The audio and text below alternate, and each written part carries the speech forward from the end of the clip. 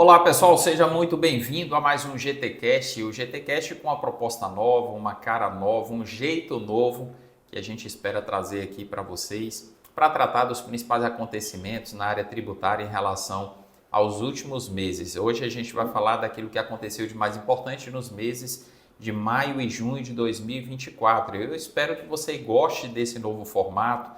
Abandonamos aqueles microfones tradicionais de podcast, estamos usando aqui um microfone de lapela e vamos fazer aqui um bate-papo a respeito desses acontecimentos, esperando também seu comentário aí a respeito daquilo que a gente vai trazer aqui. Se você gostou desse formato, se você quer sugerir alguma alteração, fique muito à vontade. O importante é que o objetivo principal seja alcançado, que é compartilhar com você um conhecimento valioso acerca daquilo que de mais importante aconteceu na área tributária nesses últimos meses. E eu tenho aqui o privilégio de estar novamente com Gustavo Reis, com Arique Farias, falando a respeito desse assunto e vou passar a palavra para eles também, para darem as suas saudações.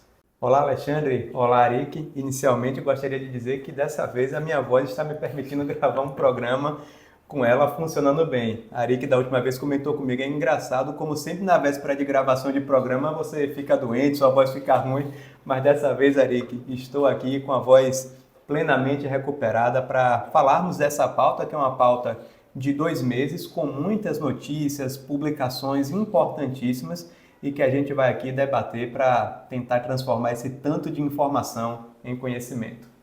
Exatamente, Gustavo, Alexandre, para mim é mais uma vez um prazer estar aqui com vocês nessa nova modalidade que a gente está procurando implementar. Esperamos que vocês gostem, que nos deem um feedback daquilo que a gente tem procurado trazer como novidade. E o ideal é que agora a gente consiga de fato conversar, debater sobre esses assuntos e poder tornar o podcast um pouco mais interativo para você que nos assiste. Espero que vocês gostem e de fato nos deem um retorno sobre o que tem achado. É isso aí, a gente vai começar falando de notícias, mas também vai misturar ali no meio das notícias decisões judiciais, normas legais, enfim, a gente vai discutir a pauta de uma maneira diferente, mas seguindo a ideia e a proposta do programa, que é trazer atualizações importantes sobre o tema.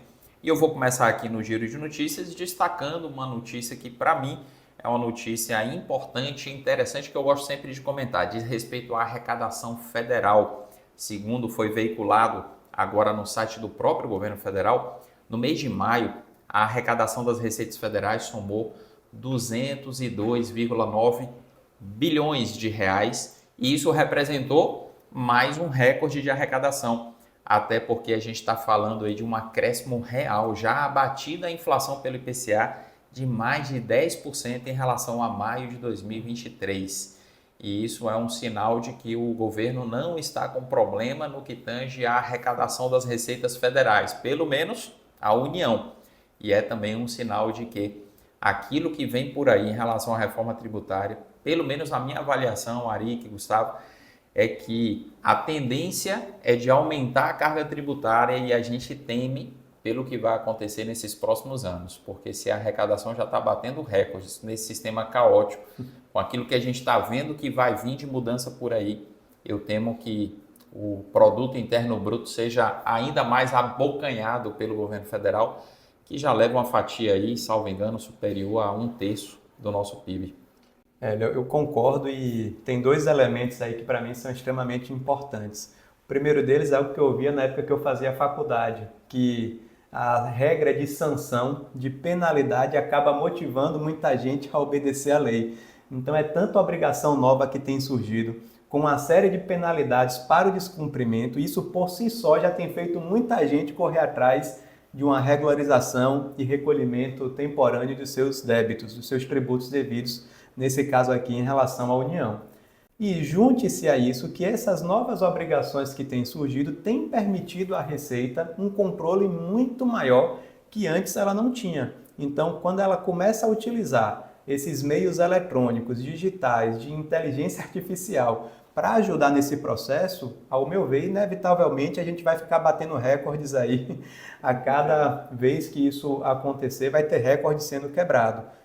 Junte-se a isso o fato de que a Receita acaba utilizando aquele processo da autorregularização, notifica o cliente para ele auto se regularizar, só que na cabeça de muita gente, Arique, quando ela recebe aquilo, parece que ela está sendo intimada, só que na verdade é só para autorregularizar. Isso acaba induzindo, não sei se você concorda, a esse processo de, olha, receber essa notificação aqui, vou regularizar minha vida. Eu acho que tudo isso contribui, Alexandre, para esses números. Eu concordo e, inclusive, quando a gente lê a notícia que a Receita divulga esses números estratosféricos, eles falam num tom comemorativo, como se aquilo ali fosse algo muito bom, que já tem esse ano aí batendo recordes a nível de arrecadação. O mês de maio foi assim excelente para a Receita. O auditor que fica responsável por agregar esses números fala em tons bastante comemorativos e eles atribuem, inclusive, a retomada de tributação sobre combustíveis, fundos offshore que passou no fim do ano passado, maior tração econômica, segundo a própria Receita Federal, mas a gente sabe que além desses elementos que de fato podem estar contribuindo para essa arrecadação, a Receita tem tomado ações muito pragmáticas e práticas no sentido do incremento da arrecadação. A gente, inclusive, já trouxe essas ações da Receita nesses últimos meses aqui do podcast. A gente pode falar aqui sobre essas medidas de autorregularização, transação tributária, limitação de benefícios fiscais, como a gente já viu com o PES, por exemplo, que está um vai e vem. A gente vai, inclusive, tocar nesse assunto hoje no podcast. E muitas outras medidas que a Receita tem tomado para incrementar a arrecadação. Então, é uma notícia positiva para a autarquia que está responsável pela arrecadação federal, mas a gente sabe que no bolso do contribuinte, tanto pessoa física como pessoa jurídica, a carga tributária está cada vez mais pesada. E com a reforma, o objetivo seria simplificar e eventualmente reduzir, mas a gente não tem visto sinalizações nesse sentido. Inclusive, as notícias que a gente tem visto saindo sobre a reforma são em sentido contrário, não é? É isso mesmo. E tem outras duas notícias na pauta de hoje que reforçam isso, né? Uma delas é falando sobre uma notificação em massa de contribuintes inadimplentes com obrigações acessórias, que a Receita Federal noticiou no próprio site dela. Não é algo, vamos dizer, inventado por algum órgão de imprensa, mas a própria Receita anunciando com esse tom comemorativo, né, dizendo assim, olha, estamos aqui com um avanço importante. E olha o que foi noticiado. Que cerca de 4 milhões de contribuintes estão com pendências em obrigações acessórias. Essa questão que você comentou aí, Gustavo. E a notícia também fala daquilo que você citou, né? A Receita convidando esses contribuintes a fazerem a autorregularização, que para ela é muito mais barato, né? Meio que colocar o leão ali preso ainda pela coleira na frente do contribuinte, para o contribuinte sentir o medo, né? O drama de, olha, se soltar a coleira do leão, ele vai me pegar porque eu estou com alguma pendência aqui em relação às declarações que a Receita tanto exige hoje. Exatamente. Agora, o que eu percebo, que uma outra notícia que temos aqui na pauta de hoje é um reflexo de tudo isso. Ao mesmo tempo que muita gente está olhando para todas essas medidas da Receita e tem se ajustado, tem ficado com um certo medo, muita gente tem entendido que a Receita tem atuado de forma deliberada e isso tem aumentado o número de ações judiciais de contribuintes pleiteando o seu direito. E muitos, inclusive, com decisões favoráveis dos tribunais em relação ao contribuinte em detrimento à fazenda pública, seja ela federal, estadual, municipal. E a notícia diz que a Justiça Federal já recebeu 900 mil novas ações tributárias no último ano.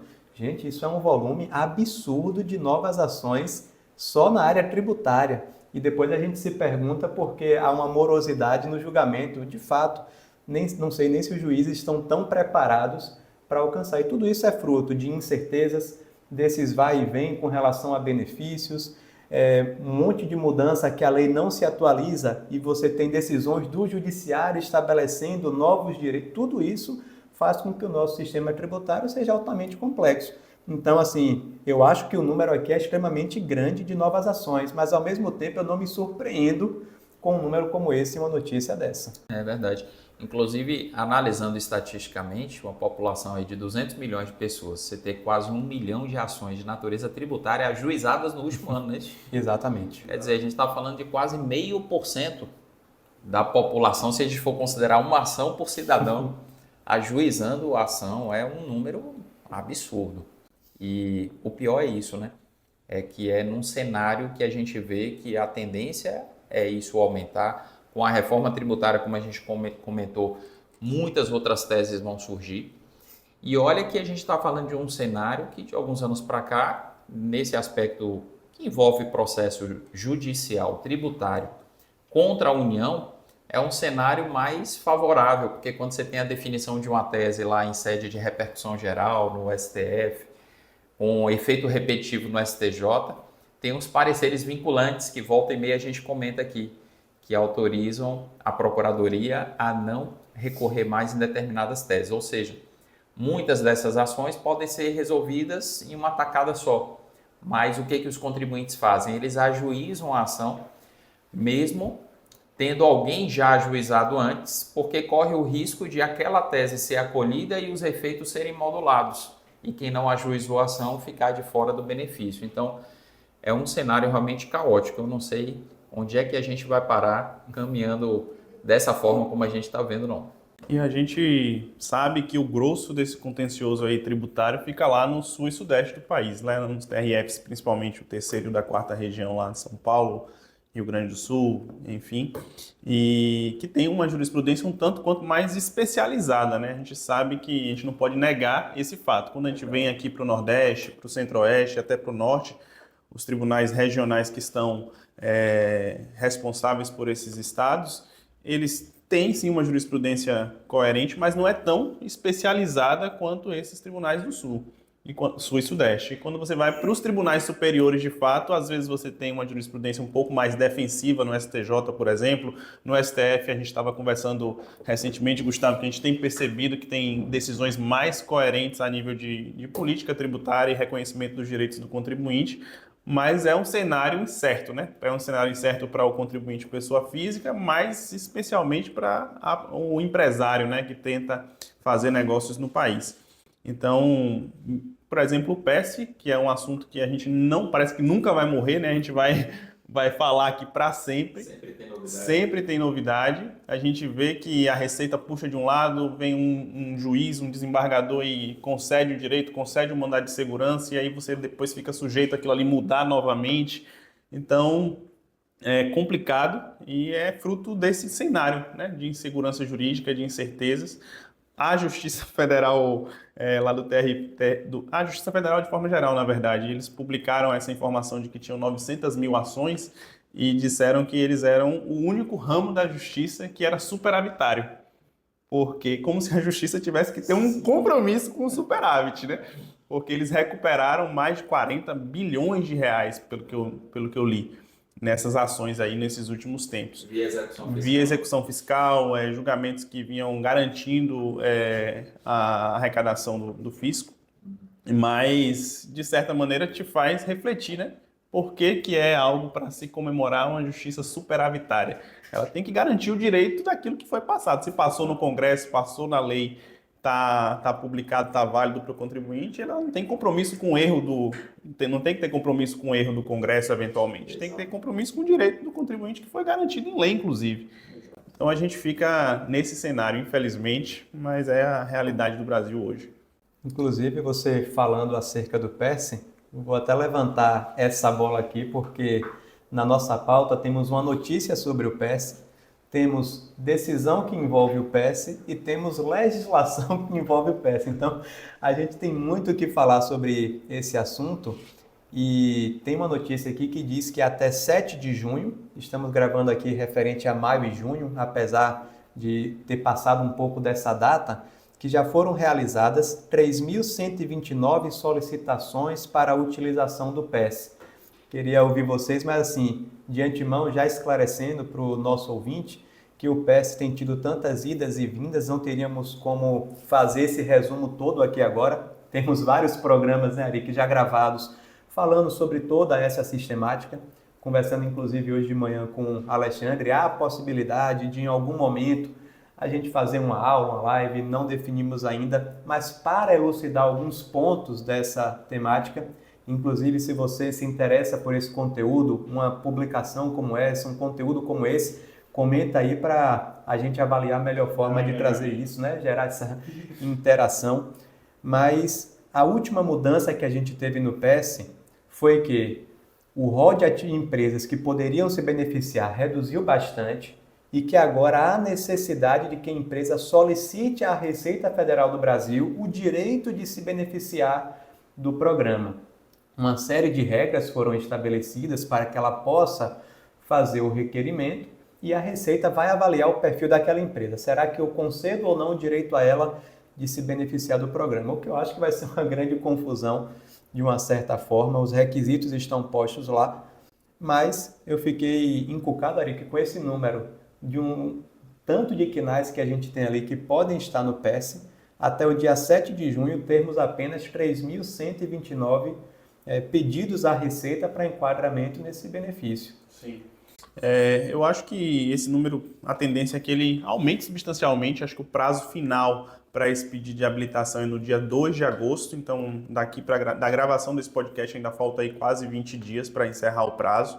E a gente sabe que depois dessas mudanças bastante significativas com redução de quinais, eu acho que os empresários, os contadores têm buscado refletir aquilo que realmente vai poder ser passível de habilitação e vai poder ser solicitado lá junto à Receita Federal, porque as medidas que a Receita tem tomado para poder aumentar a arrecadação, como a gente falou há pouco, tem diminuído o escopo de atuação ali do empresário, mas eu acredito que esse número aí vai crescer em breve. E antes do comentário de Alexandre, eu acho que vale a pena a gente sinalizar também que, além da redução do número de quinais, houve uma mudança ali sobre o que fica e o que sai do PES. Antes a gente tinha um cenário em que o imposto de renda ia ser tirado do PES no início do ano que vem, as contribuições sociais já tinham saído, e aí a Receita, o governo federal propôs e depois o Congresso aprovou, as contribuições sociais voltam para o PES,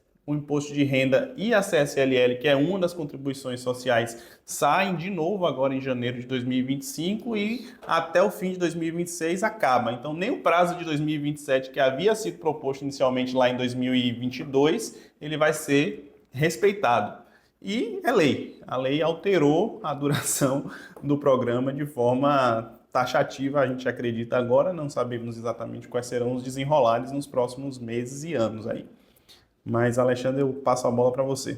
Eu acho que o número pequeno de adesões até ali início de junho se explica por vários motivos. Um deles é a primeira vez que o governo inventa essa coisa de habilitar empresas para usufruir do PES, né? Apesar do programa ter começado aí oficialmente desde março de 2022, essa inclusive era uma dúvida comum, vários empresários ficavam sabendo como é que eu faço para aderir ao PES, como é que é a adesão ao programa. Não existia. A gente falava isso. Simplesmente se enquadrar, exatamente, preencher os requisitos previstos na legislação. Aí agora a Receita cria isso. Quando cria, de certa maneira, pega muita empresa de calça curta, os contadores ali cautelosos, e aí meu cliente pode, não pode. Outra coisa, essa última lei, a 14859, ela reduziu muito o número de quinais, né? Se lá no início, da portaria 7163, tinha 88 códigos quinai abrangidos ali pelo conceito de setor de eventos, antes mesmo desse benefício fiscal ter sido derrubado, o veto a ele ter sido derrubado pelo Congresso. Hoje a gente tem aqui uma lista de quinais que eu não contei exatamente, mas acredito que não chega a 20. Então foi uma redução muito substancial e a gente vê hoje algumas atividades que são mais pontuais, que tem ali empresas muitas vezes optantes do Simples Nacional que estão exercendo essas atividades. Eu fico olhando aqui na lista, você tem serviço de alimentação para eventos e recepções, buffet, o KNAI 5620-1. Esse tipo de atividade, em sua esmagadora maioria, é exercida por empresa do Simples. Então esse número aí não me assusta por tudo isso. Eu acho que realmente até o final do prazo vai ter muito mais empresas pedindo habilitação, mas não tantas quanto a gente teria se o cenário fosse outro.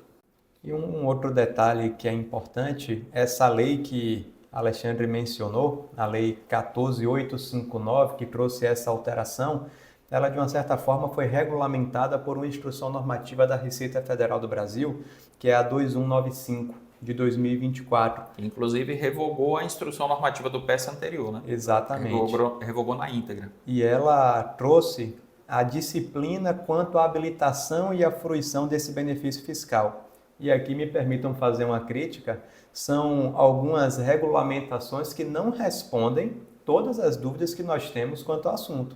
Tem gente que pergunta, isso aqui como é que vai ficar? A gente responde, eu não sei. Como muita gente tem perguntado sobre a reforma tributária. Tem coisas que só quando de fato a disciplina for totalmente regulamentada que a gente vai ter uma segurança. E essa falta de clareza nessa regulamentação faz com que o número de ações acabe aumentando.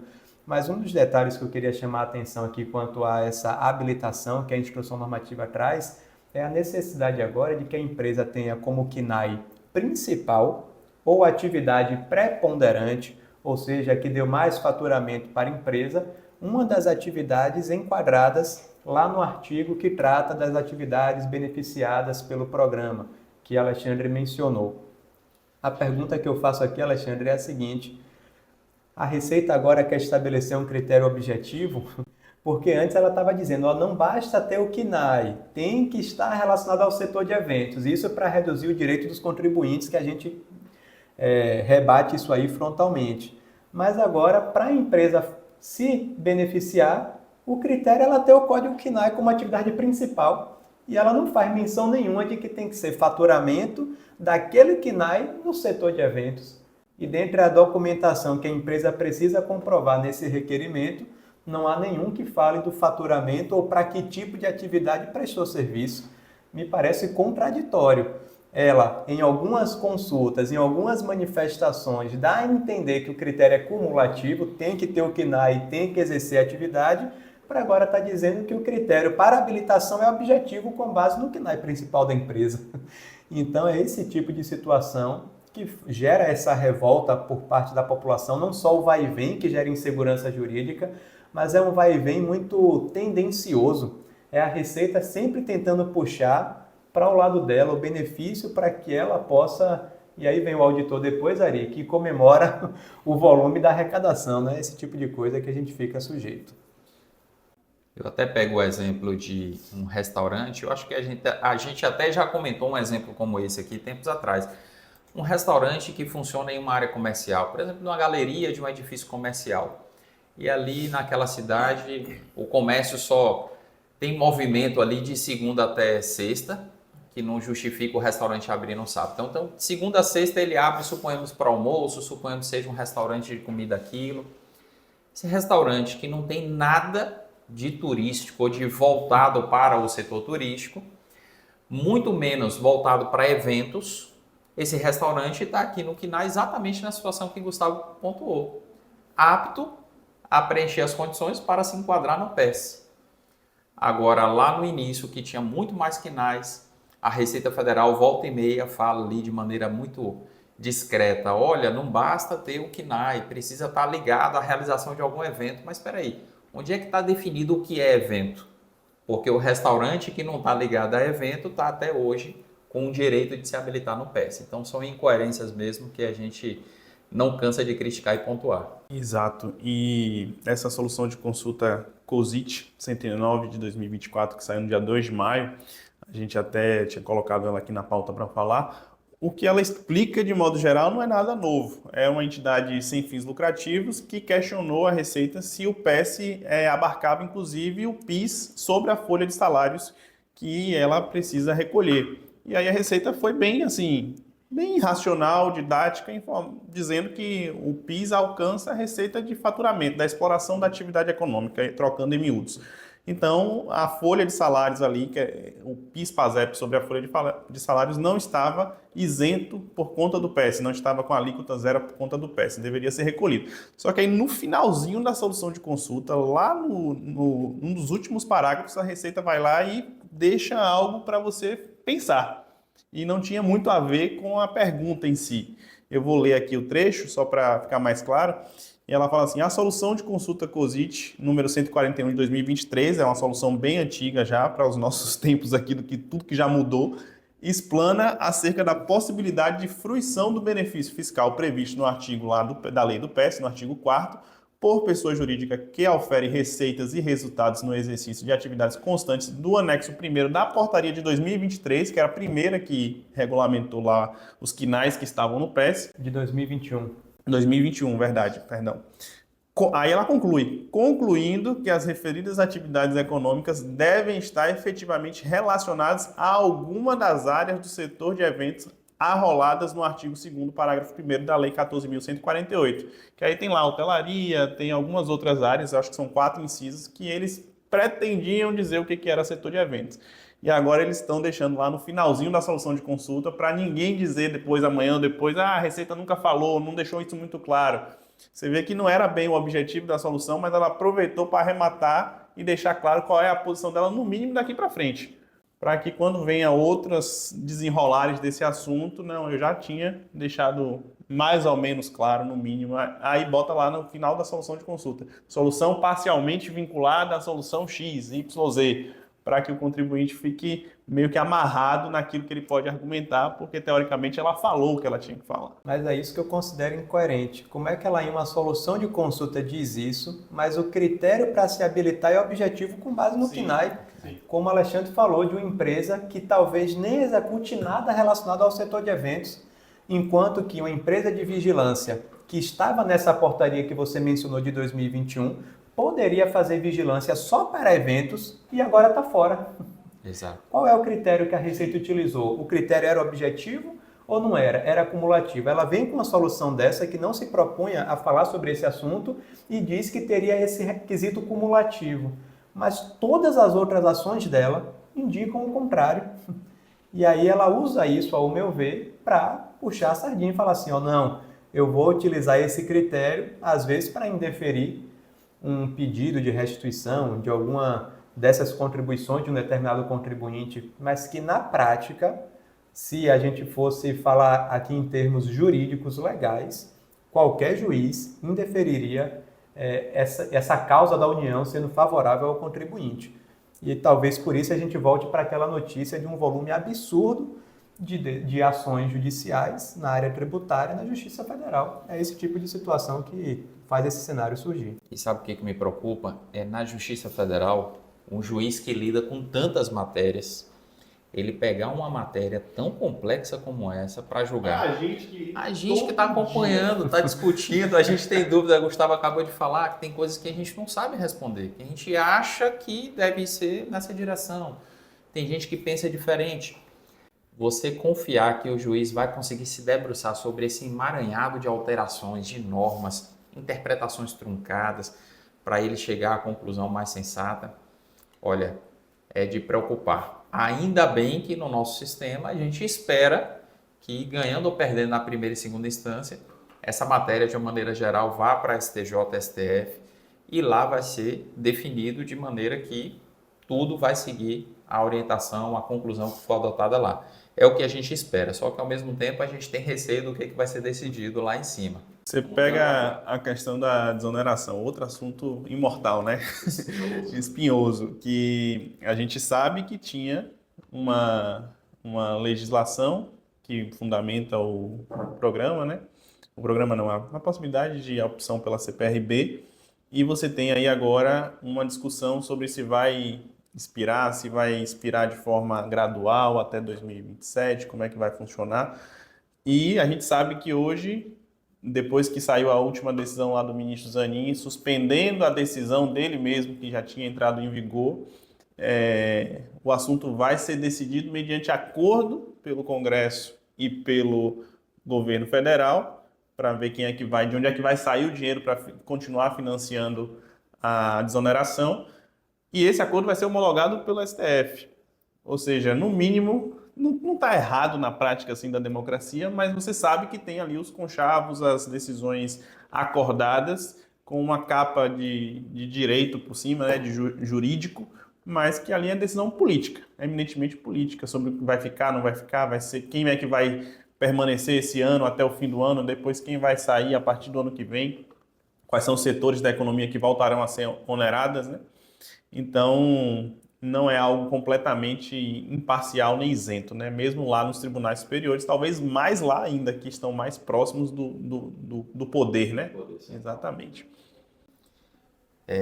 Para a gente encerrar esse giro de notícias que a gente já misturou aí com legislação, etc., eu queria só falar de mais uma medida que a Receita Federal noticiou no próprio site lá do governo a respeito de intimações para regularização de obras. E esse é outro tema muito interessante, inclusive parte da nossa audiência é de gente que lida com isso na sua pessoa física, porque tem gente que assiste nosso programa que trabalha em empresa, em órgão público, que lida com a questão tributária ali no ambiente empresarial, vamos dizer assim. Mas as pessoas vivem como a gente e constroem e às vezes reformam casa e não sabem disso aqui. Olha a notícia, a Receita Federal envia mais de 16 mil cartas de aviso para regularização de obras. Quando você vai lá na notícia, no site do governo, os detalhes estão lá. Sabe como é que a Receita está identificando quem está construindo e não está pagando regularmente o INSS sobre as obras? Através de uma obrigação acessória que as prefeituras têm que apresentar todos os meses para a Receita Federal, informando os alvarás de construção expedidos no âmbito de cada município. E aí pode ser que quem está assistindo a gente não saiba disso. As prefeituras são obrigadas já há algum tempo a todos os meses mandar para a Receita, olha, esse mês aqui eu expedi através do meu setor de obras X alvarás. O titular do alvará vai ter que ser o CPF ou CNPJ do responsável da obra. A área construída, de acordo com o projeto apresentado na hora ali da concessão do alvará, essa intimação, por exemplo, foi só para obras predominantemente ali com alvará expedido em 2019 e com área de construção a partir de 150 metros. É a Receita Federal meio que fazendo assim, ó, vou fazer uma linha de corte, não vou pegar os pequenos não, porque os pequenos podem não ter nada a pagar ou quase nada a pagar. Vou pegar a partir de uma determinada área. E isso, pessoal, a gente vai ver acontecer cada vez mais, porque, como a gente já vem frisando aqui há algum tempo, o problema da Receita Federal hoje não é ter informação para poder trabalhar esses cruzamentos de dados. É ela ter braço para tratar essa imensidão de informação que ela já tem. E essa notícia aqui eu não me lembro de ter visto uma recente, mas eu tenho certeza que ela vai se tornar frequente em nossos programas, porque se a Receita Federal está fazendo isso, agora são 16 mil cartas, daqui a pouco vem outro lote e a Receita vai fazer isso sistematicamente até as pessoas se conscientizarem que não dá mais para fazer uma obra, ainda que seja numa cidade interior ali, pedir o alvará na prefeitura e achar que não tem nada que regularizar perante o INSS, porque a Receita Federal não está de olho. Ela está de olho, os tentáculos dela estão espalhados aí através dessas obrigações acessórias que as prefeituras entregam. E as multas são pesadíssimas. Na própria notícia, a Receita já deixa lá como uma chamada para você acordar, que varia de 75% a 225%. Obviamente, esses números não são assim brutos, né? Eu acho que tem que analisar cada hipótese legal para ver o que cabe, mas ela colocou esses dois números lá para chamar bastante atenção, para você se consertar, né? Como a gente fala aqui na Bahia. Então, realmente não é só aumento de economia, melhora de economia, a gente sabe que a Receita está trabalhando. Se ela tivesse mais gente, teria mais notificações ainda, né? Exatamente. E, como o Alexandre falou, a gente provavelmente vai repercutir esse tipo de notícia em outros programas, mas se vocês não tiverem nenhuma outra notícia mais para trazer, eu ia sugerir a gente ir para nossa sessão do Agora é Lei, né, onde a gente comenta as principais decisões, só lembrando que algumas... As principais normas, né? As principais normas, lembrando que algumas a gente já comentou nas notícias, apesar de termos essas definições, né, quanto à nossa pauta, é só para facilitar e até organizar um pouco mais, mas sem nenhuma rigorosidade, sem nenhum engessamento. Mas uma das normas publicadas é a Solução de Consulta COSIT número 120, de 2 de maio de 2024, e ela muito interessante porque está até relacionada a uma outra tese que já está pacificada, e essa solução de consulta diz que as entidades de serviço social autônomo, que conhecemos como Sistema S, SESI, SESC, SENAI, SEBRAE, etc., não se sujeitam à retenção de contribuição previdenciária de que trata o artigo 110 da DIN 2110 de 2022. E aqui, isso já foi alvo de de dúvida, aqui a solução de consulta está se referindo ao Sistema S enquanto prestador do serviço, não ele enquanto fonte pagadora que teria ou não que reter. Mas o Sistema S, quando presta um serviço sujeito à retenção, aqui está dizendo que eles não devem sofrer o desconto na fonte. Então, é uma solução de consulta que reforça isso, mas que, salvo engano, Alexandre, muito atrelado àquela outra tese de que eles são entidades isentas de contribuições sociais, não é mais ou menos por aí? Exatamente. E a gente, nos cursos que faz sobre retenção de INSS, a gente tem a participação muito frequente dessas entidades, então a gente conhece vários exemplos práticos. Olha, SESI, por exemplo, Serviço Social da Indústria, é muito comum prestar serviços de saúde mediante cessão de mão de obra. Então, o SESI muitas vezes contrata ali fisioterapeutas e cede a mão de obra desses fisioterapeutas para fazer ginástica laboral dentro dos estabelecimentos industriais. Então, o SESI ali, enquanto prestador de serviço, era sujeito à retenção previdenciária. Com essa tese, que na linha do que nós comentamos antes, mesmo a ação específica de um SESI não ter chegado até o seu termo final, com um parecer vinculante que reconheceu a procedência da tese, isso já está valendo e isso ganhou força de lei.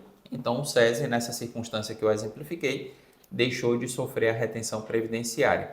E aí é algo que muitas vezes a entidade do Sistema S, que sofre a retenção, precisa interagir com o cliente para demonstrar isso, até porque o cliente, às vezes, no exemplo que eu dei, a indústria está habituada já há anos a fazer a retenção de 11% ali na nota fiscal e de uma hora para outra tem que deixar de fazer. É lógico que essa indústria vai querer segurança jurídica em relação a essa conclusão. E a segurança jurídica, às vezes, não depende da decisão judicial, que pode estar ainda o processo tramitando. A decisão aqui dessa solução COSIT, ela ganha uma importância muito grande, porque ela dá respaldo para a fonte pagadora tranquilamente deixar de fazer a retenção. E a gente precisa também reconhecer quando a Receita faz um trabalho coerente, né? A gente fica aqui tanto criticando, acho que o Alexandre fala isso sempre, tem que dar crédito quando é necessário. E eles, inclusive, tiveram o trabalho de comparar a isenção específica que está tratando aqui, a imunidade lá tributária, disseram que não é a mesma hipótese, não é a mesma situação, mas como os serviços sociais autônomos estão abarcados lá pelaquela lei de 1955, muito antiga inclusive, mas que já está reconhecido por esse parecer da PGFN, se não vai ter a contribuição, né, a CP, é lógica, é derivação lógica que a isenção também seja dispensada expressamente. Então, acho que aqui a Receita acertou. Verdade. Olha, tem uma outra norma aqui que eu quero destacar, que é a Lei 14.848, mas que, de certa maneira, a gente já comentou porque ela é fruto da conversão de uma medida provisória lá de fevereiro, a 1.206, e ela só fez consolidar aquela alteração no que diz respeito à tabela progressiva do imposto de renda. E aí eu só volto a criticar, nesse caso, a União pelo fato de que o reajuste foi um reajuste bem pontual, vamos dizer, um reajuste pequeno. E como você sempre fala, né, Gustavo, o pior é nada, né? Pior é nada. Então, antes ser pouco do que a tabela ficar congelada por mais tempo. Mas foi um poderia... reajuste só da primeira faixa, né? Foi. Eu poderia até dizer, estamos aí perto do início das Olimpíadas, talvez quando o programa, se ele for ao alto, talvez as Olimpíadas já estejam aí em andamento. E um dos objetivos das Olimpíadas não é só você ganhar medalha de ouro, é você quebrar recorde, né? O pessoal fica assim, ó, vai bater o recorde. E a Receita aqui conseguiu bater 2 recordes. O primeiro, de passar 8 anos sem atualizar o limite da tabela progressiva, de 2015 até 2023, bateu já esse recorde. E depois ela bateu outro recorde, foi de fazer 2 alterações em menos de um ano. É verdade. Porque a mudança tinha saído, a primeira, depois de tanto tempo parado, saiu em maio. De 2023.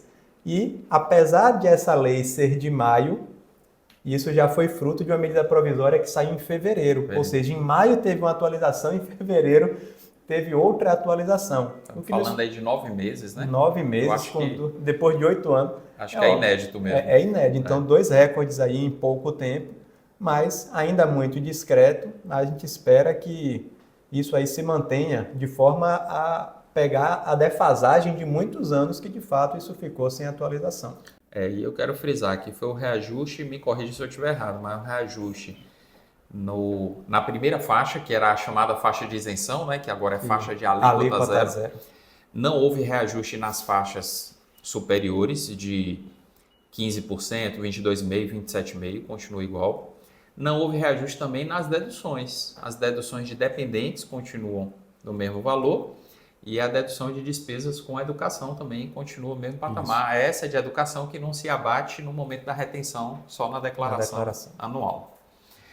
E aí eu não lembro se aqui em termos de normas a gente tem mais alguma para comentar. Eu acho que sim, né? A Lei 14.873. Exato, a 14.873 foi mais uma vez a Receita... A Receita não, o governo federal, com a aval do Congresso, aí, limitando a compensação tributária de créditos decorrentes de decisões judiciais transitadas em julgado. Uma medida que, de certa maneira, contribui em números favoráveis na arrecadação do Fisco Federal, aí, que a gente já vem falando desde o início do podcast. E ela foi, na verdade, a conversão em lei, em parte da medida provisória 1202 também, então já era algo que estava aí anunciado como medida provisória e agora foi efetivamente sancionado, né? E o artigo 74A da Lei 9.430 de 96, que é aquela lei que trata do imposto de renda de forma geral, ele foi incluído para dizer que a compensação decorrente de decisão judicial transitada e julgada vai observar um limite mensal que vai ser estipulado por um ato do Ministério da Fazenda, Ministério da Economia, Ministério da Fazenda, e o limite desse limite mensal vai ser graduado conforme os critérios que estão lá em lei, em função do valor total do crédito decorrente da decisão judicial transitada em julgado, não vai poder ser inferior a 1/60 do valor total do crédito decorrente da própria decisão, que vai ter que ser atualizado e demonstrado na data da primeira entrega da declaração de compensação, e não vai poder ser estabelecido, o limite não vai poder ser estabelecido para crédito decorrente de decisão judicial transitada em julgado, cujo valor total seja inferior a 10 milhões de reais. E aí a Receita trabalha aqui os seus limites e diz, inclusive, que a primeira declaração de compensação vai ter que ser entregue em até 5 anos contado do trânsito em julgado ou da homologação da desistência de execução de título extrajudicial, de título judicial.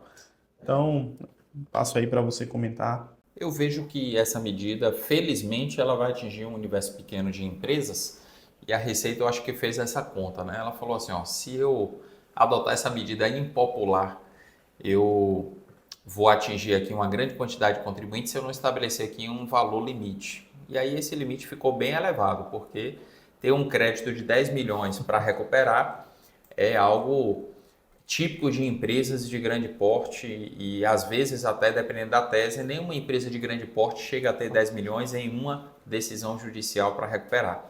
Então é algo que eu não vejo que é motivo para tanta preocupação. Eu até costumo dizer, Gustavo, que às vezes a manchete preocupa mais do que a notícia, né? Porque quando você vê a manchete, você acha que vai ter restrição para muita gente e poucas vão ser atingidas.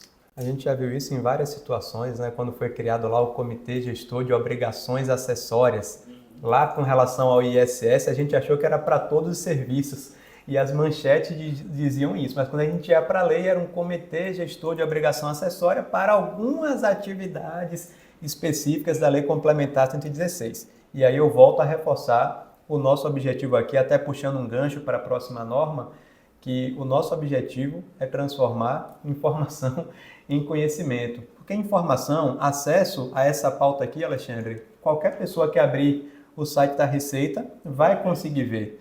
Um negócio que às vezes é difícil a gente perceber o que está por trás daquilo que está sendo dito ali.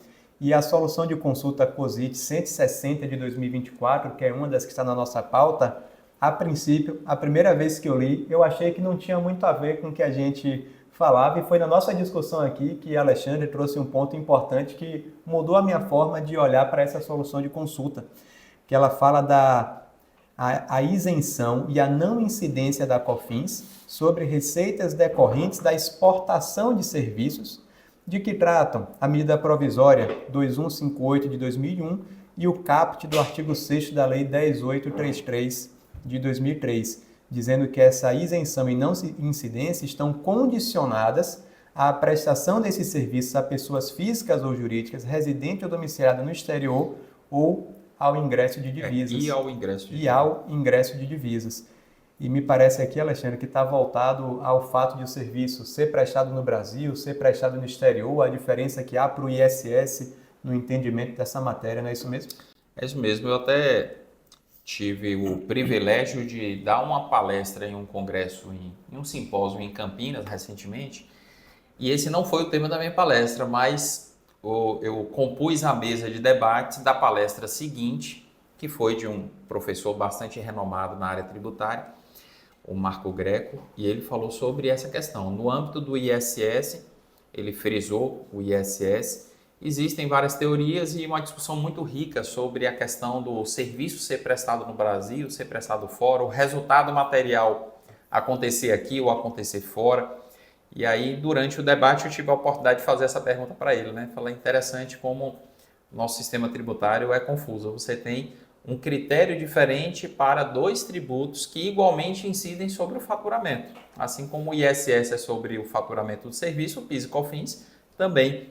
E acaba que, para o PIS e COFINS, o serviço pode ser prestado no Brasil, desde que o contratante seja domiciliado no exterior e tenha havido o ingresso de divisas de moeda estrangeira no país, via conversão de câmbio, etc. e tal. Então, eu dou um exemplo prático que é do navio atracado em um porto, um navio estrangeiro que contrata um serviço ali de coleta de óleo residual ali das máquinas do navio. Aquele prestador que aqui no Brasil faz a coleta do óleo, ele, para efeito de PIS e COFINS, está exportando um serviço, porque o armador do navio estrangeiro faz o pagamento através de uma agência marítima que faz a conversão do câmbio, e isso implica o enquadramento naquilo que a Receita está falando aqui. Mas para efeito do ISS, ele prestou um serviço cujo resultado ocorreu no país. Então, apesar do ingresso de divisas para o ISS, é fato gerador do imposto e ele tem que recolher. Então, são diferenças que vão mostrando como o nosso sistema tributário é desafiador. Realmente o Brasil não é para amadores quando a gente fala em temática tributária. E passando aqui para a nossa finalização da nosso giro sobre normas, né, giro de normas, nós temos 3 soluções de consulta da COSIT para a gente comentar rapidamente. A primeira delas é a 183 de 2024, agora do dia 24 de junho, na qual a Receita, na verdade, me perdoem, a primeira é a 184 de 2024. E nela, a Receita apenas se limitou, né, Gustavo, a dizer que a comercialização, a contraprestação pelo direito de comercialização ou distribuição de software para revenda a consumidor final, que vai receber uma licença de uso desse software, quando essas importâncias são pagas, creditadas, ou seja, remetidas para residente ou domiciliado no exterior, enquadra-se no conceito do que é royalty para fins do imposto de renda retido na fonte e para aplicação da alíquota de 15%. Exato, aí a questão toda é aquela. A remessa de recurso para o exterior, via de regra, está sujeita à retenção 25%. Só que a norma traz que, em alguns casos, como esse dos royalties, reduz-se de 25% para 15%. Só que, às vezes, há uma dificuldade, da mesma forma que há a dificuldade de se definir o que é insumo, nem sempre é tão simples definir o que é royalty. E aí, com alguma frequência, a Receita se manifesta para alguma pergunta específica de algum contribuinte que questiona, olha, isso aqui é royalty ou não é? E ela acaba trazendo esse tipo de orientação, mas nada que fuja daquilo que a gente já esperava, não. E remessa posterior é um tema que às vezes a gente se depara, né? Não é tão comum, mas alguns clientes nossos que são universidades, que importam serviço ou que enviam seus professores, seus técnicos para algum curso, alguma palestra no exterior, tem que fazer retenção até de retenção ou tributação na fonte de taxa de embarque internacional, enfim, tem várias hipóteses e a gente fica ali tentando entender dentro do regulamento do imposto de renda, cada coisa se enquadra e é bom que a Receita às vezes se manifeste expressamente. É porque, inclusive, isso era muito menos comum antes dos avanços da tecnologia. Verdade. Mas hoje em dia, com os avanços tecnológicos, não é raro termos empresas no Brasil licenciando softwares, por exemplo, de empresas estrangeiras. Sim. Exato. Então, isso tem sido uma realidade cada vez mais comum, o que vai fazer com que surjam cada vez mais dúvidas com relação ao enquadramento ou outro. Essa solução de consulta mesmo, ela fala de licenciamento de software, que é muito comum. E na nossa experiência ministrando cursos, Alexandre, já surgiram dúvidas assim, de órgãos públicos falar assim, não, mas o pagamento pelo software de uma empresa no exterior. Exato. Às vezes é o próprio Facebook ou alguma outra rede social de divulgação que de fato é uma empresa estrangeira, e aí esse tipo de dúvida acaba surgindo. E aqui só frisando, a solução está tratando não é do licenciamento propriamente dito, e por isso eu entendo que a Receita concluiu pela incidência do imposto de renda como royalty, porque é a empresa que produziu o programa que está licenciando para uma empresa no exterior o direito de ela revender essa licença para consumidores finais. E que, trazendo essa discussão até para o âmbito interno, até no país, a gente tem uma jurisprudência aí que foi definida pelo STF recentemente, que na minha visão não tratou desse tipo de operação.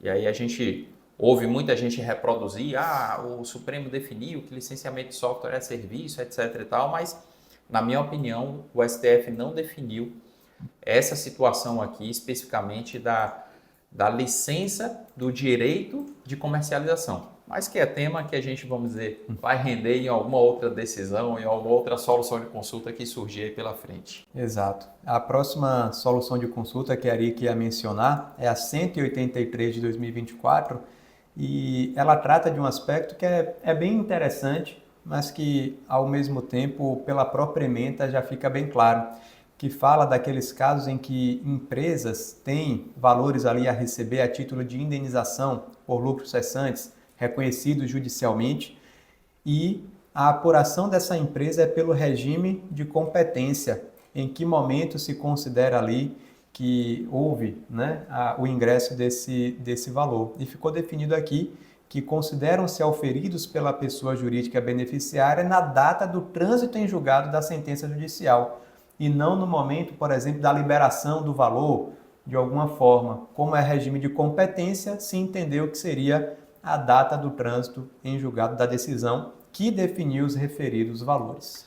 E tem duas ressalvas aqui, que existe a possibilidade da sentença não ser líquida, né? E aí a consulta ela conclui.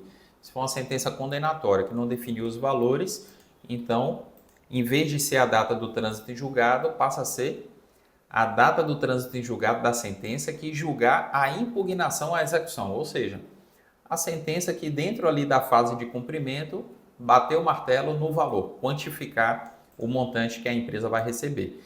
Ou alternativamente, quando não tiver impugnação à execução, aí vai ser a data da expedição do precatório. E aí a contabilidade da empresa tem que estar atenta para isso, porque no momento que ocorrer um desses fatos, ela tem que lançar na contabilidade e como lucro cessante não é uma verba isenta da incidência de vários tributos, tem que oferecer a tributação pelo regime de competência, se for o regime adotado pela empresa beneficiária aqui desse crédito. E por fim, a última notícia foi uma que a Alexandre puxou aqui para a nossa pauta no início da nossa reunião, antes da gravação, é a solução de consulta 158 de 2024 também, que a Receita não simplesmente, mas ela deixou claro que é possível exercer simultaneamente a atividade intelectual, que é aquela que não tem conotações empresariais, com a atividade empresarial permitida ao MEI, ao microempreendedor individual, observadas as condições aí normativas. Alexandre, você quer comentar essa norma?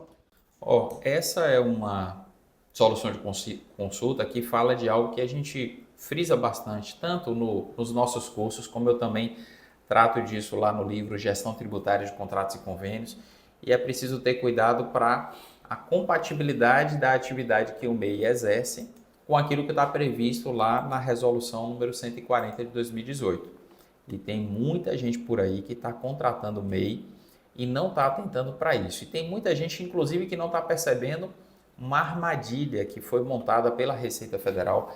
E eu não sei até que ponto a armadilha é intencional ou a Receita lá adiante vai se aproveitar disso.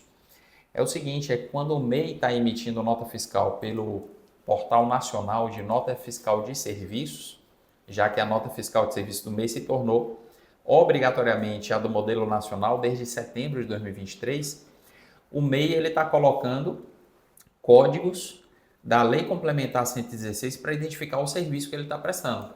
Então, um exemplo prático, o MEI não pode prestar serviço de fisioterapia. Aí vai o MEI emitir a nota dele no Portal Nacional. Se ele colocar lá o subitem de fisioterapia, o 408, o Sistema Nacional vai admitir que ele, como MEI, emita nota de fisioterapia. Aí amanhã depois pode a Receita Federal fazer um cruzamento. Dizer assim, ó, eu vou pegar todos os MEIs que emitiram notas de subitens da Lei 116 que são incompatíveis com as atividades que estão lá no anexo da Resolução 140 de 2018. E assim a Receita pode cobrar, inclusive, dos contratantes, pessoas jurídicas desses MEIs. Porque esses contratantes eles não poderiam se valer de uma contratação irregular de um serviço de MEI, na medida em que isso beneficia o contratante que deixa de pagar a contribuição patronal para o INSS. Se fosse contratado o fisioterapeuta como pessoa física, teria incidência do INSS patronal. Contratando como MEI, o tomador de serviço deixa de recolher, ele está se valendo ali da irregularidade da contratação, se beneficiando daquela torpeza. E essas são as repercussões tributárias, né? A gente ainda chama a atenção sempre dos nossos clientes da área pública, especialmente, que são boa parte dos nossos telespectadores, inclusive, que para vocês tem repercussões de natureza administrativa. É necessário, a gente sempre frisa, tanto aqui no podcast como nas nossas ações de consultoria, treinamentos, etc., a necessidade da diligência prévia, né? É sempre importante que antes de um processo de contratação que vai passar por licitação ou então por algum procedimento de inexigibilidade que seja, como é que vai ser a contratação direta, independentemente disso, no processo anterior à formalização do contrato, se verifique a conformidade legal, né? O compliance. Porque quando você contrata alguém que não poderia executar aquela atividade, no caso o MEI, para alguma das atividades vedadas lá no anexo 11 da resolução, você está se sujeitando à possível fiscalização dos seus órgãos de controle da administração. Não aqui pela questão tributária, essencialmente, mas pela irregularidade a nível de probidade administrativa, de regularidade da contratação pela administração pública. Se ele estava vedado a exercer aquela atividade naquela modalidade, então você, como gestor de um contrato público, deveria não contratá-lo nessa modalidade. Aí se só tem aquele prestador na sua cidade, por exemplo, você contrata ele como pessoa física, faz a tributação da pessoa física, mas não como microempreendedor individual quando está vedado. Então isso é uma outra repercussão que não tem aqui natureza tributária, mas que é extremamente importante. E às vezes pode ser até que a Receita deixe passar, mas que você sofra algum tipo de penalização na esfera administrativa. Então é muito importante se atentar para essas questões. É verdade. E avançando um pouco mais aqui em nossa pauta, a não ser, Alexandre, que você tenha mais algum comentário quanto a essa... Não, em relação a isso não. Joia. Temos aqui algumas decisões judiciais desses últimos meses para tratar. Uma delas, eu acho que a gente já acabou de alguma forma comentando, que diz respeito a liminares que têm mantido benefícios do PES pelo prazo original de 5 anos. Como o Marique já pontuou, com as novas medidas e as últimas leis que falamos, o IR e ICSLL, para quem conseguisse habilitar, ficariam só até o final de 2024, não estando mais dentro do benefício a partir de janeiro de 2025, e o PIS e a COFINS ficariam só até o final de 2026. Como o benefício inicialmente concedido garantia até o final de 2027, muita gente entrou no judiciário e tem obtido decisões favoráveis nesse sentido, fruto de tudo aquilo que a gente já conversou na parte de notícia, de legislação, de norma. Então, acho que aqui não tem muito o que comentar, é a gente aguardar as cenas dos próximos capítulos no que diz respeito a essa temática. Verdade. Mas há uma outra decisão aqui, Alexandre, muito interessante, do STJ, que decidiu em recurso repetitivo se reembolso de ICMS-ST gera crédito de PIS e COFINS. E essa matéria ICMS-ST gerando crédito de PIS e COFINS tem sido uma matéria que ultimamente tem estado aí nos noticiários, não é isso mesmo? É isso mesmo. Aqui a gente está falando de uma possibilidade de recuperação tributária para algumas empresas, porque a tese do século, que a gente já tanto falou aqui, determinou a exclusão do ICMS da base de cálculo do PIS e da COFINS, concluindo que o ICMS não poderia compor o faturamento para efeito de incidência do PIS e COFINS. E aí a gente tem agora a ampliação dessa tese, como que o STJ dizendo, olha, não é só o ICMS normal que deve ser destacado na nota fiscal que pode ser abatido da base do PIS e COFINS. O ICMS, substituição tributária, que a empresa pagou quando comprou aqueles produtos, também deve ser abatido da base. Essa decisão a gente já tinha comentado em parte porque ela foi proferida em dezembro, só que naquela ocasião o STJ tinha modulado os efeitos e disse: quem não ajuizou a ação antes de dezembro de 2023 só vai ter direito daqui para frente a fazer essa exclusão. Quando foi agora, fomos surpreendidos positivamente com o STJ acolhendo um recurso e dizendo: não, de fato, a modulação dos efeitos não pode ser feita só de dezembro de 23 por diante. A gente tem que considerar março de 2017, porque a exclusão do ICMS-ST ela está baseada na mesma premissa lá da tese do século, que foi julgada em março de 2017.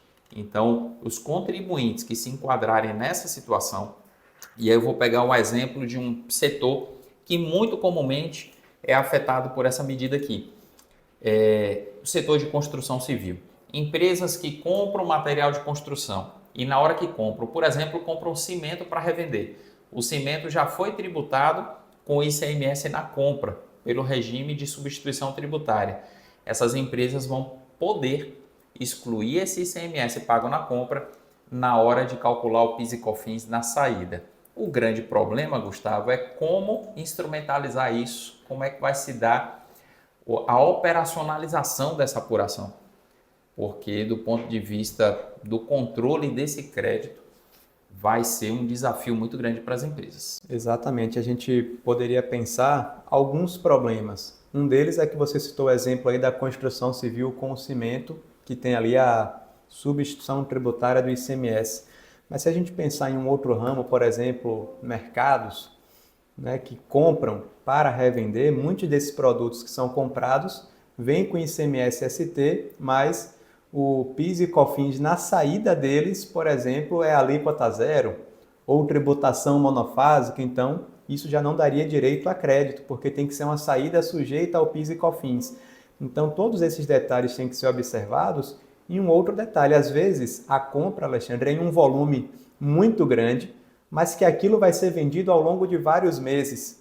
Mas o ICMS-ST veio destacado em uma nota de uma competência.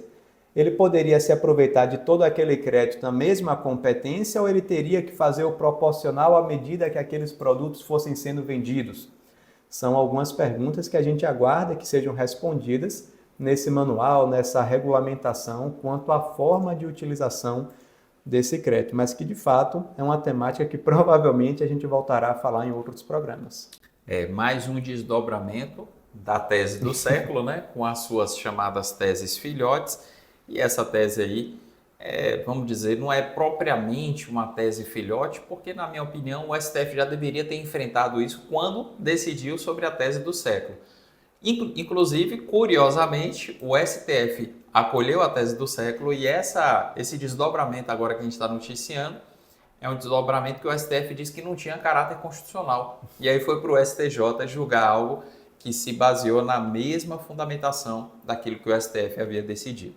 Mais um exemplo da nossa dificuldade de lidar com essa matéria no nosso país. Essa última decisão é do Tribunal de Justiça de São Paulo, do órgão especial lá do tribunal, falando a respeito da violação da capacidade contributiva, da isonomia tributária, por uma lei do município de São Paulo que tratou do ISS das sociedades uniprofissionais. Olha a ideia, o Decreto-Lei 406, esse decreto-lei lá de 1968 estabelece que algumas atividades profissionais têm que ser tributadas por um valor fixo de ISS, independentemente da remuneração da pessoa jurídica. E dentre essas atividades está ali, por exemplo, a advocacia, medicina e outras mais. Uma lei lá de São Paulo, a lei que eu vou localizar aqui o número, 17.719 de 2022, estabeleceu o seguinte, olha, quanto maior o número de profissionais que uma sociedade tiver, maior vai ser o valor fixo do ISS por profissional. Aí a gente vê que a primeira faixa de tributação considerava uma receita bruta de praticamente R$ 2.000 arredondando, 1.995 para uma sociedade de até 5 profissionais. Não é que eles tinham que pagar isso de ISS. O percentual do ISS incidiria sobre essa base de cálculo presumida. Mas se a sociedade tivesse mais de 100 profissionais, e em São Paulo existem vários escritórios que têm esse número ou mais do que esse número de advogados, aí o faturamento presumido por profissional sai de quase R$ 2.000 para cerca de R$ 60.000 por mês. Uma diferença aí de 30 vezes. E eu acho que é realmente escandaloso isso que a lei de São Paulo se propôs a fazer, e o Tribunal de Justiça ele reconheceu a violação aqui de vários princípios e determinou que esse texto legal ele não seja aplicado. Não sei se vocês têm algo para comentar, além daquilo que eu já falei aqui a respeito dessa decisão.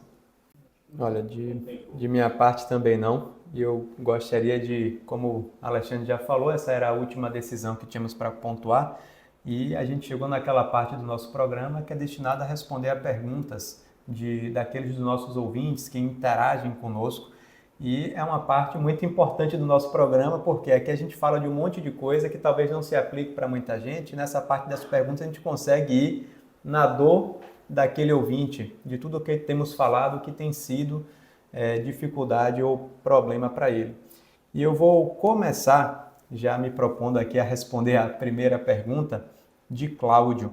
Ele falou assim: tem um cliente que é microempreendedor e faz o serviço de pintura de edifícios em geral e residencial prestando o serviço. É obrigatório ter o Cadastro Nacional de Obras, o CNO, que veio para substituir o antigo SEI? Aqui, Cláudio, a gente tem que dizer que não. Esse Cadastro Nacional de Obras é exigível para as atividades classificadas como obras de construção civil pelo anexo 6 da IN 2110 de 2022. Se você for, Cláudio, nesse anexo você vai ver tudo que a Receita considera para a Previdência como atividade de construção civil. E ali cada código CNAE ou cada atividade vai estar classificada como obra ou serviço. Sendo serviço, não há obrigatoriedade do cadastro. E pintura predial, se você encontrar nesse anexo, é serviço, então não haveria a obrigatoriedade desse cadastro. Alexandre, Ari, tem alguma outra dúvida aí de clientes que vocês gostariam também de responder? Eu vou puxar aqui a dúvida do Hélio, me arriscando aqui na minha primeira resposta de perguntas no podcast, mas eu estou diante dos mestres, então qualquer coisa eles me corrigem. O Hélio perguntou: estou com uma dúvida com a conversão da MP 1202 de 2024 na Lei 14.873 de 28 de maio, por não tratar da revogação do PES, significa que o PES está de volta na sua totalidade, IR, CSLL, PIS e COFINS, ou não é esse o entendimento? Salvo engano, seria a Lei 14.859, que foi a lei que trouxe essas alterações todas. Mas, de qualquer maneira, a resposta é a seguinte: o PES ele continua válido, agora com procedimentos de habilitação que estão sendo disciplinados aí por uma instrução normativa da Receita Federal, e estão, de fato, todos os 4 tributos alcançados hoje vigentes, IR, CSLL, PIS e COFINS. Então, as contribuições que haviam sido revogadas, agora elas foram restauradas para o programa, mas a partir de janeiro de 2025, IR, que já iria sair, e também a CSLL saem do programa, e até dezembro de 2026 ficam somente PIS e COFINS, que inclusive é um prazo menor do que fevereiro de 2027, que era o prazo original da medida. Então, para resumir, IR e CSLL ficam até dezembro de 2024 e PIS e COFINS até dezembro de 2026, cumpridos os requisitos aí de habilitação, confirmação pela Receita Federal de que o contribuinte pode se valer do benefício. Excelente. Eu vou terminar aqui falando da dúvida de Gildete, que é uma dúvida interessante. Ela trabalha em um órgão estadual e ela falou que pagou uma taxa para a Caixa Econômica Federal. E enquanto órgão estadual que agora está aplicando a IN 1234, a dúvida dela é se retém 2,4% como serviços prestados por instituições financeiras ou se retém 4,8%. Por quê? O serviço foi um serviço de análise e assessoria em projetos e empreendimentos. Quer dizer, é um serviço que não está especificado em nenhum outro item da lista e por isso cairia naquele último tópico lá da tabela de alíquotas, que é o famoso demais serviços. 4,8% se aplica para os demais serviços, mas quem prestou esse serviço foi a Caixa Econômica Federal. Gildete, particularmente, apesar de entender que o Estado ele deve ser criterioso e zelar pela sua arrecadação, e o imposto de renda, como é a arrecadação que se converte em favor do Estado, quando o Estado retém na fonte, nesse caso, o que a gente encontra lá na instrução normativa é um silêncio absoluto em relação aos artigos no que tange a regulamentação desses serviços prestados por instituição financeira. Mas quando você vai no anexo, a tabela, de fato, ela não faz distinção sobre que tipo de serviço é prestado pela instituição financeira. Lá no quadro que traz essa alíquota de 2,4%, você encontra a descrição.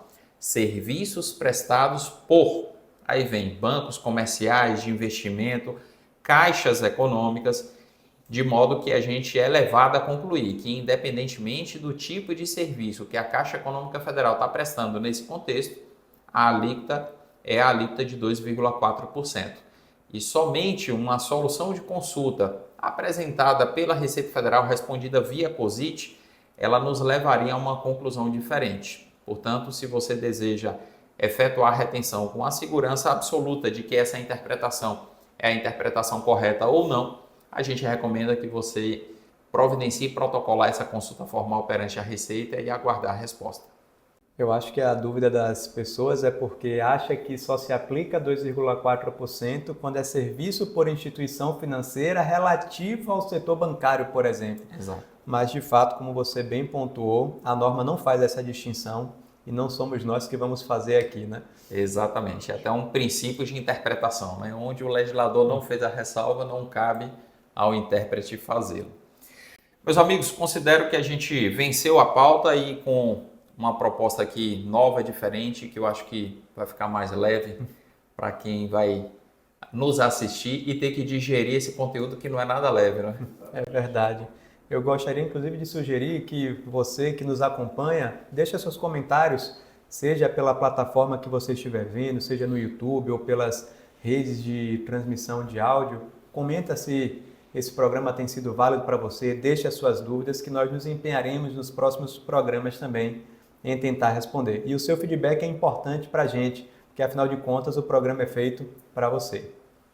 Exatamente, a gente está realmente querendo que vocês comentem, que nos informem se gostaram dessas mudanças de hoje. Não são as últimas, né? A gente tem programado implementar algumas outras aí nos próximos podcasts e precisamos do feedback de vocês. Mas muito obrigado por nos assistirem hoje mais uma vez. Obrigado então a vocês, obrigado a você também que nos assistiu e esperamos você no próximo programa. Um forte abraço.